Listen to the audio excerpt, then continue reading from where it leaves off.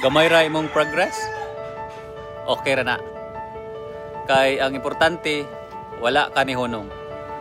Ka-journey, daghan kay ta usahay ma-pressure sa kinabuhi. Makakita ta sa uban, maka-abroad na, didako na ang negosyo, nanay sakyanan, o successful na tanawon. Unya kita, hinay paghihapon. Gamay pa ang progress. Pero kabalo ka unsay sayop nato usahay? Sige ta og kumpara instead nga mag-focus sa atong pagulingong journey. Real talk. Basta naglihok ta, makabanti gihapon ta.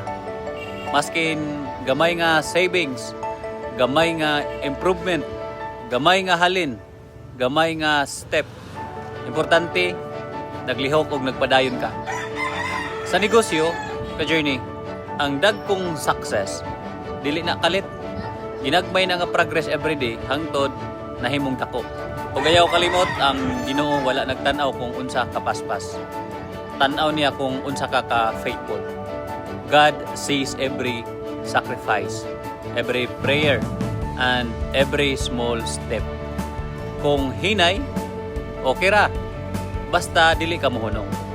Kung padayon gihapon ka bisan hinay, comment progress. O i-share ni sa imong mga ka-journey friends nga hapit na mo give up. Push yourself.